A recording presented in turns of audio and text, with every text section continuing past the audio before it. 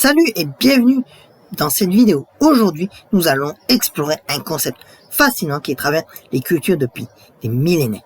L'équilibre entre les énergies masculines et féminines. Attention, nous ne parlons pas ici de genre ou de même biologique, mais d'énergie universelle présente en chacun de nous. Dans de nombreuses traditions, que ce soit le taoïsme avec le yin et le yang, l'hindouisme avec Shiva et Shakti, ou même la psychologie moderne avec l'anima et l'animus de Jung, on retrouve cette notion d'énergie complémentaire. L'énergie masculine, souvent appelée yang, représente l'action et la réalisation, la structure et la logique, la protection et la stabilité, la concentration vers un objectif. Quant à l'énergie féminine ou yin, incarne, à votre avis, et oui, la créativité et l'intuition, la fluidité et l'adaptabilité, la réceptivité et l'empathie, la connexion aux émotions. Mais j'ai quand même quelque chose d'important à vous dire, à souligner. Ces énergies n'ont rien à voir avec votre identité de genre. Nous possédons tous ces deux aspects indépendamment de qui nous sommes. Imaginez une personne qui développerait que son énergie masculine, toujours dans l'action, jamais dans l'écoute, rigide dans ses approches, déconnecté de ses émotions, épuisé par le contrôle permanent. À l'inverse, quelqu'un dominé uniquement par l'énergie féminine pourrait, à votre avis, et oui, manquer de structure dans sa vie, avoir du mal à passer à l'action, se laisser submerger par les émotions et manquer de direction claire. C'est comme conduire une voiture. Vous avez besoin à la fois de la pédale d'accélération et de la pédale de frein, de la direction et de la stabilité. Et je vais vous donner maintenant quelques signes d'un excès d'énergie masculine. Vous vous en doutez sûrement, mais déjà, le surmenage constant, la difficulté à exprimer ses émotions, des relations superficielles, un besoin excessif de contrôle, une impatience face au processus naturel. Maintenant, je vais vous donner aussi les signes d'un excès d'énergie féminine, la procrastination chronique, la difficulté à prendre des décisions, la tendance à absorber les émotions des autres, le manque de limites personnelles et l'évitement des responsabilités.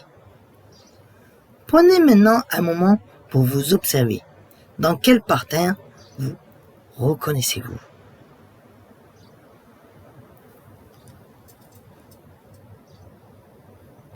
Pour développer votre énergie masculine, on va déjà peut-être vous donner quelques pistes. Donc déjà, fixez-vous des objectifs clairs et créez un plan d'action. Pratiquez des activités physiques qui demandent focus et discipline. Par exemple, les arts martiaux. Développez vos compétences logiques, posage, échec, programmation. Apprenez à dire non et à poser vos limites. Méditez sur la stabilité. Visualisez-vous comme un arbre enraciné. Et pour nourrir votre énergie féminine, reconnectez-vous à la créativité, par exemple avec la peinture, la danse, la musique. Passez aussi du temps dans la nature, sans agenda précis. Pratiquez l'écoute active dans vos relations. Tenez un journal émotionnel pour explorer vos ressentis. Méditez sur la fluidité. Visualisez l'eau qui s'adapte à son contenant. Maintenant, je vais vous donner quelques astuces pour avoir un équilibre dans votre vie quotidienne. Par exemple, dans le travail, alternez entre temps de planification et sessions créatives. La planification, c'est l'énergie masculine et la créativité, c'est l'énergie féminine. Équilibrez aussi ensuite le leadership directif et l'écoute empathie. Et structurez vos journées tout en gardant de la flexibilité.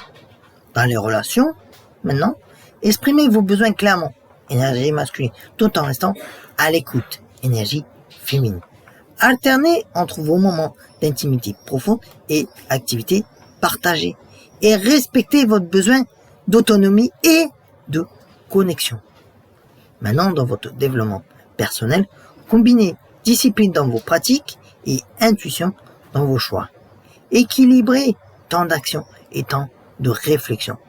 Et honorez votre besoin de stabilité et votre soif de nouveauté.